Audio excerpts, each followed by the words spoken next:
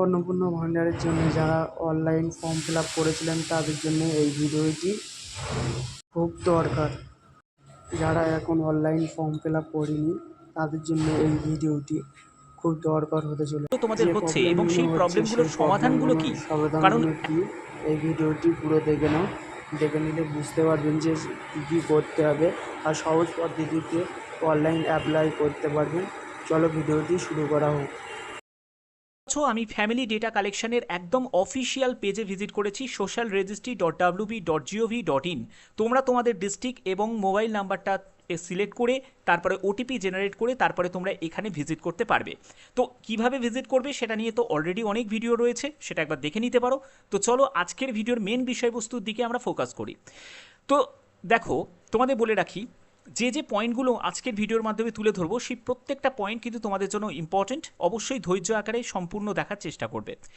তো প্রথমে যেটা বলবো সেটা হলো রিলিজিয়ান। দেখো, তোমরা যখন আগে ফর্ম ফিল আপ করেছো তখন কিন্তু রিলিজিয়ান অপশানটা ছিল না, বাট পরে কিন্তু রিলিজিয়ান অপশানটাকে অ্যাড করা হয়েছিল এবং সেই অ্যাড করার সাথে সেখানে কিন্তু স্টার মার্কটাও ছিল না। এখন আবার স্টার মার্কটাকেও অ্যাড করা হয়েছে, অর্থাৎ এটা এবার ম্যান্ডেটারি হয়ে গেছে। এবার তোমরা বলবে যে স্যার আমরা তো আগে আবেদন করেছিলাম তখন তো রিলিজিয়ান অপশানটা ছিল না, তাহলে এখন যদি রিলিজিয়ান অপশানের জন্য কি আবার নতুন করে ফর্ম ফিল আপ করতে হবে? একদমই নয়। কারণ যারা তোমরা প্রথমে ফর্ম ফিল আপ করেছিলে সেই সময় তো তোমাদের কোনো দোষ নেই, তখন যদি তারা অ্যাড যদি না করে থাকে এখন নতুন করে অ্যাড করেছে। আর প্রথম কথা হচ্ছে যে তুমি সেই আইডি দিয়ে আর নতুন করে তুমি এখানে অ্যাকাউন্ট ক্রিয়েট করতেও পারবে না, মানে ফর্ম সাবমিটই করতে পারবে না। কারণ একটিবার একটি রেজিস্টার্ড মোবাইল দিয়ে একটি তোমার আইডি দিয়ে সেই আইডি তাদের কাছে কিন্তু সেভ হয়ে যাচ্ছে। এবার যখনই তুমি সেই সেম আইডি দিয়ে আবার যখন আবেদন করতে যাবে তখনই কিন্তু তোমার আবেদন আর তারা নেবে না। তাহলে সেক্ষেত্রে তোমার কোনো সমস্যা নেই। এই রিলিজিয়ান অপশানটা কিন্তু যারা আগে করে ফেলেছো তাদের ছিল না যেহেতু, তো এই ব্যাপারটা নিয়ে কোনো সমস্যা তৈরি হবে না।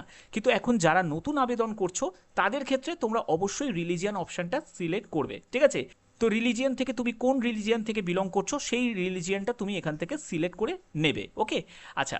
এবার মেন ব্যাপার হচ্ছে যে স্যার ব্যাংকের অ্যাকাউন্ট নাম্বার, ব্যাংকের আইএফএসসি কোড, ব্যাংকের নাম, এই ব্যাংকের ডিটেলসটা নেই কেন? আমরা যতবার লক্ষ্মী ভাণ্ডারে ফর্ম ফিল আপ করেছি বা কৃষক বন্ধুর ফর্ম ফিল আপ করেছি সেখানে তো ছিল, এখানে কেন নেই? দেখো, এখানে যে তুমি আধার নাম্বারটা বসাচ্ছ না, এই আধার নাম্বারটা তারা যখন সিস্টেমে মানে দেবে, তো ওই সিস্টেমে দেওয়ার সাথে সাথে তোমার এই আধারের সঙ্গে যে ব্যাংকের লিঙ্ক করা রয়েছে মানে ডিবিটি করা রয়েছে, ডাইরেক্ট বেনিফিট ট্রান্সফার, তারা কিন্তু সেক্ষেত্রে তোমার আধার নাম্বার বসানোর সাথে সাথে তোমার কোন ব্যাংকে অ্যাকাউন্ট রয়েছে, কোন ব্যাংকের সাথে তোমার ডিবিটি করা রয়েছে, তার অ্যাকাউন্ট নাম্বার কি, তার ব্যাংকের নাম, তার আইএফএসসি কোড, সম্পূর্ণ ডিটেলসটা তাদের কাছে চলে আসবে। তার জন্য এক্সট্রাভাবে আর ব্যাংকের ডিটেলসটা এখানে চাওয়া হয়নি, এই আধার নাম্বারের মাধ্যমেই কিন্তু সেই ব্যাপারটা হচ্ছে, ঠিক আছে? তো সেক্ষেত্রে তোমাদের এখানে আধার নাম্বারটাই নির্ভুলভাবে বসাতে হবে। এবার যখনই তুমি আধার নাম্বারটা বসাবে, তো দেখো যখনই আমি আধার নাম্বারটা বসালাম, তো আধার নাম্বারটা বসানোর সাথেই দেখো তোমাদের আধার কার্ড ডকুমেন্ট আপলোড করার জন্য যে অপশানটা তোমাদের চলে এলো, এবং এখানে দেখো জেপিজি, পিএনজি, পিডিএফ বা জেপিইজি যে কোনো ফরম্যাটেই তোমরা আপলোড করতে পারো ডকুমেন্ট, এবং 50 কেবি থেকে 200 কেবির মধ্যে হতে হবে। এবার এখানেও আর একটা প্রশ্ন জাগছে যে স্যার আমি কি জেরক্স করে সেটাকে স্ক্যান করে আপলোড করব, না অরিজিনাল ডকুমেন্ট সেটাকে স্ক্যান করে আপলোড করব? তো এখানে যেটা করতে হবে, তোমাকে অরিজিনাল যে ডকুমেন্ট সেটা ছবি তুলে তুমি মোবাইল থেকেও তুমি স্ক্যান করে আপলোড করতে পারো, বিভিন্ন অ্যাপ রয়েছে। এছাড়া তুমি যেটা করতে পারবে সেটা হলো কোনো ক্যাফে চলে যাবে, সেখান থেকেও তুমি স্ক্যান করে আপলোড করতে পারো। তোমাদের যেটা করতে হবে অরিজিনাল ছবি তুলেই কিন্তু সেটাকে করতে হবে, কোনো জেরক্স দিয়ে সেলফ অ্যাটেস্টেড করে করলে হবে না, ঠিক আছে? ক্যান্সেল করে দেওয়া হবে। তো এখানে এই ব্যাপারটা একটা বলি। আর দ্বিতীয় যেটি সেটি হচ্ছে যে তোমাদের ফ্রন্ট পেজটাই লাগবে, মানে ব্যাক সাইডটা লাগবে না। ওকে, এরকমই যখন তুমি ভোটার আইডি কার্ডের নাম্বারটা বসাবে সেরকমই কিন্তু তোমাদের এরকমই এরকমই তোমাদের আধার কার্ডের যেরকম ডকুমেন্ট আপলোড করার যে অপশান আসছে সেরকমই কিন্তু ভোটার কার্ডের ডকুমেন্ট আপলোড করার অপশানও কিন্তু আসবে। এরকমই কিন্তু তোমাদের অরিজিনাল ডকুমেন্টই স্ক্যান করে তোমাকে আপলোড করতে হবে এবং ফ্রন্ট সাইডটাই তোমাকে আপলোড করতে হবে। ক্লিয়ার হয়ে গেল? আচ্ছা, তো এবার হচ্ছে, তো এরপরে হচ্ছে আরেকটি গুরুত্বপূর্ণ পয়েন্ট, সেটা হলো health and insurance. Has health insurance, তোমার কি হেলথ ইন্স্যুরেন্স করা রয়েছে? যদি থাকে তাহলে ইয়েস করবে, আর যদি না থাকে তাহলে নো করবে। নো করলে তো আর কোনো ঝামেলা নেই, কিন্তু যদি তুমি ইয়েস করো তাহলে সেই ইন্স্যুরেন্স টাইপ তুমি গভর্নমেন্ট থেকে করেছো না প্রাইভেট থেকে করেছো, অনেকেই আছে যারা প্রাইভেট ইন্স্যুরেন্স করে রেখেছে।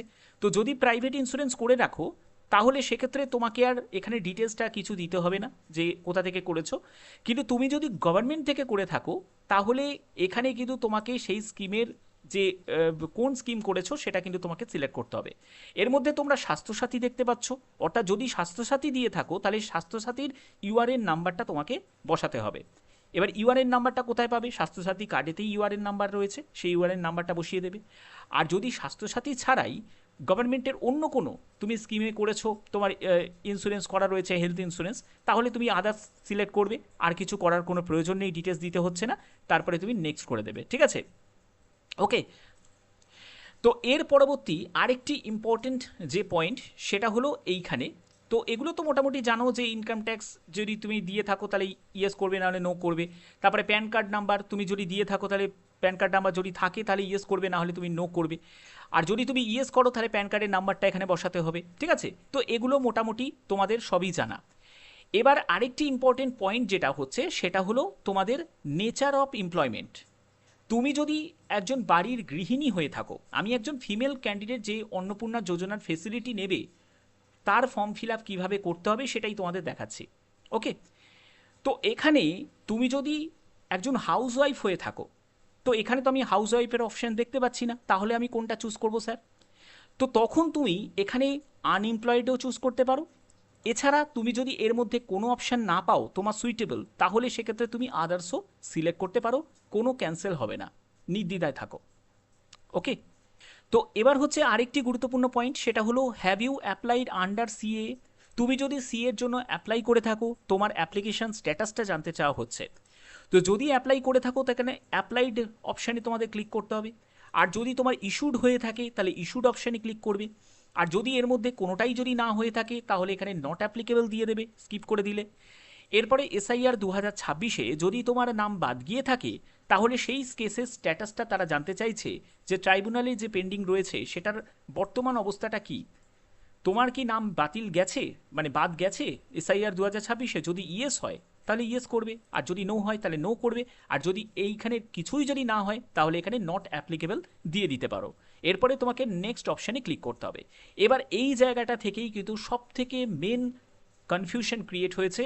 ম্যাক্সিমাম ক্যান্ডিডেট আমাকে কমেন্ট করছে যে স্যার এই জায়গাটাই আমরা বুঝতে পারছি না, সব থেকে ইম্পর্টেন্ট জায়গা হচ্ছে এটা।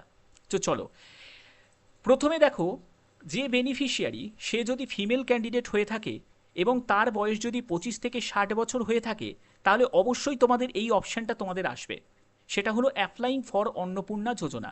তো এখান থেকে অবশ্যই তোমাকে ইয়েস আই অ্যাম অ্যাপ্লাইং, অর্থাৎ আমি আবেদন করছি, তো এটাই তোমাকে চুজ করতে হবে। হলো, এরপরে আরেকটি জায়গা চলে আসছে, সেটা হলো রিসিভিং গভর্নমেন্ট স্কিম বেনিফিট ভায়া ডিবিটি। অর্থাৎ ডিবিটির মাধ্যমে যে গভর্নমেন্ট স্কিম বেনিফিট তুমি এতদিন ধরে পাচ্ছিলে সেটাই তোমাকে সিলেক্ট করতে হবে। কোন স্কিম পাচ্ছিলে সেটা, তুমি কি পাচ্ছিলে কি পাচ্ছিলে না সেটা তোমাকে সিলেক্ট করতে হবে।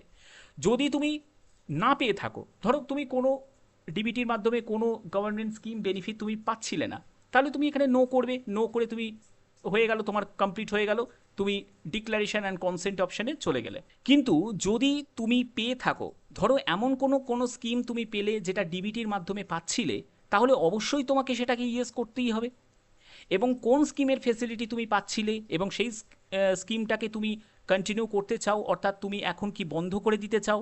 যদি তুমি বন্ধ করতে চাও তাহলে অবশ্যই তোমাকে ইয়েস করতে হবে, আর যদি তুমি বন্ধ না করতে চাও তাহলে তোমাকে নো করতে হবে। বোঝা গেল? এবার এই যে ইয়েস আর নো এর মধ্যে যে খেলাটা, এইখানটাই কিন্তু সবথেকে মেন কনফিউশন তৈরি হয়েছে। তোমাদের প্রথমে আমি একটা জায়গায় কিন্তু সিওরিটি দিয়ে দিই, সেটা হলো রিসিভিং গভর্নমেন্ট স্কিম বেনিফিট ভায়া ডিবিটি, এর ওপরে কিন্তু কোনো রেড স্টার নেই। তোমরা জানো যেগুলোতে রেড স্টার থাকে সেটা ইম্পর্টেন্ট এবং সেটা ম্যান্ডেটারি। অর্থাৎ এই যে অপশানটা, এই অপশানটাতে তুমি যদি কোনো কিছু না করো, এটাকে যদি স্কিপ করে চলে যাও, যে ডিক্লারেশন অ্যান্ড কনসেন্টে চলে যাও, ঠিক আছে, করে ফর্ম সাবমিট করে দাও, কিচ্ছু অসুবিধা হবে না, তোমার ফর্ম কোনো বাতিল হবে না। ঠিক আছে, আর যদি তুমি কোনো স্কিম নিয়ে থাকো, ফেসিলিটি নিয়ে থাকো এবং সেটাকে তুমি যদি কন্টিনিউ করতে চাও কি কন্টিনিউ করতে চাও না, সেটাও তুমি তোমার পছন্দ মতো তুমি এখানে চুজ করতে পারো ইয়েস আর নো এর মধ্যে মাধ্যমে। ঠিক আছে, এবার মেন ব্যাপার হচ্ছে যে স্যার এখানে তো লক্ষ্মী ভাণ্ডারও অপশান রয়েছে, তাহলে কি আমি লক্ষ্মী ভাণ্ডারকে চুজ করতে পারি? তো এই জায়গাটায় তোমাদের বলে রাখি, লক্ষ্মী ভাণ্ডার বলো, কৃষক বন্ধু বলো, এগুলো ডিবিটির মাধ্যমে কিন্তু আসতো না, কারণ তখন ব্যাংকের ডিটেলস দিতে হতো। ডিবিটি তো রিসেন্ট চালু হয়েছে, তাহলে সেক্ষেত্রে পিএম কিষাণের সময় কিন্তু ডিবিটি লিঙ্ক করতে হচ্ছিল, ঠিক আছে, যেটা ডাইরেক্ট বেনিফিট ট্রান্সফার। তাহলে সেক্ষেত্রে আমি লক্ষ্মী ভাণ্ডারকে এখানে চুজ করতে পারি না। আর যদি তুমি ভুল করে চুজ করেও থাকো, তার জন্য যে তোমার ফর্ম বাতিল হয়ে যাবে সেরকমও কিন্তু কোনো ব্যাপার কিন্তু নেই, ঠিক আছে? তো বোঝাতে পারলাম। এবার এখানে মেন ব্যাপারটা হচ্ছে, যেহেতু এটা একটা অপশনাল, কোনো স্টার মার্ক যেহেতু নেই, দেখতে পাচ্ছ যে কোনো রেড স্টার নেই, তো এখানে যদি তুমি কোনো ধরো স্কিম পেয়েছো, যে সুযোগটা তুমি পাচ্ছিলে এবং সেই স্কিমটাকে এখন তুমি বন্ধ করতে চাও, তাহলে অবশ্যই তোমাকে এখানে ইয়েস করতে হবে। আর যদি তুমি বন্ধ না করতে চাও তাহলে তুমি নো করবে। এবার দেখো, আমি যেমন তোমাদের একটা এক্সাম্পলের মতো করে আমি বোঝানোর চেষ্টা করছি। যেমন দেখো, এখানে old age pension for farmer, তো এই অপশানটা আমি সিলেক্ট করলাম, যে স্কিমটা, এই স্কিমটাকে ধরো তুমি বন্ধ করতে চাও, তাহলে যদি তুমি বন্ধ করতে চাও তাহলে এখানে ইয়েস করবে, আর যদি তুমি বন্ধ না করতে চাও তাহলে এখানে নো করবে। বোঝাতে পারলাম? এরকম করে তুমি ধরো আরও অন্য আর একটা স্কিম ধরো সিলেক্ট করলে, এবং এখানে যখন তুমি স্কিমে সিলেক্ট করলে, ধরো এই স্কিমটাও তুমি পেতে। এবার আমি এটা এক্সাম্পলের মতো করে তোমাদের বোঝাচ্ছি, ধরো এই স্কিমটাও তুমি পেতে এবং এই স্কিমটাকেও ধরো তুমি বন্ধ করতে চাও, তাহলে এখানে ইয়েস করবে। আর যদি তুমি মনে করো যে এটাকে কন্টিনিউ করতে চাও, তাহলে তুমি এখানে নো করবে। বোঝাতে পারলাম? তো এরকম করে তোমাদের যা যা তোমাদের স্কিম তুমি আগে পেতে, সেই স্কিমগুলোকে তুমি কন্টিনিউ করতে চাও কি চাও না, সেটাই কিন্তু এখানে 1 to opt আউটের মাধ্যমে জানতে চাওয়া হচ্ছে। বাদবাকি এই যে অপশানটা, সেটা কিন্তু সম্পূর্ণ অপশনাল। যারা এখানে কোনো স্কিমের সুযোগ পেতে না, তারা কিন্তু এখানে নো করবে, নো করে জাস্ট এখানে তোমাদের ডিক্লারেশন অ্যান্ড কনসেন্ট অপশানে চলে যাবে। আর যদি তুমি স্কিমের অপশানে, তোমার যদি যে স্কিমগুলো তুমি পেতে, সেই স্কিমগুলো তুমি এখান থেকে সাজাবে পরপর করে, সাজানোর পরে ইয়েস নো এর মধ্যে উত্তর দেবে, দেওয়ার পরে তোমাদের ডিক্লারেশন অ্যান্ড কনসেন্ট অপশানে চলে যাবে।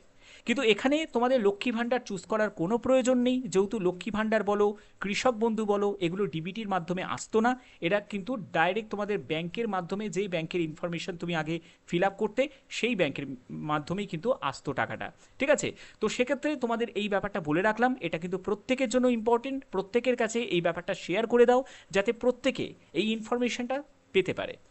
তো আশা করি এই ভিডিওর মাধ্যমে প্রত্যেকটি তথ্য তোমাদের কাছে খুঁটিনাটি তুলে ধরতে পারলাম। যদি তোমাদের কোনো জিজ্ঞাসা থাকে তাহলে অবশ্যই তোমরা কমেন্ট করবে, বেশি বেশি করে কমেন্ট করবে। যখনই আমি সময় পাবো সেই কমেন্টের উত্তর আমি যথাযথ তোমাদের দিয়ে দেবো। তো যদি ভিডিওটা ভালো লাগে, অতি অবশ্যই ভিডিওটাতে একটি লাইক করে দিও, চ্যানেলটিকে সাবস্ক্রাইব করে বেল আইকনটাকে অল করে রেখো, যাতে তোমাদের কাছে এরকমই গুরুত্বপূর্ণ নতুন নতুন আপডেটগুলো পৌঁছে দিতে পারি। এখনের মতো এটুকুই, টাটা।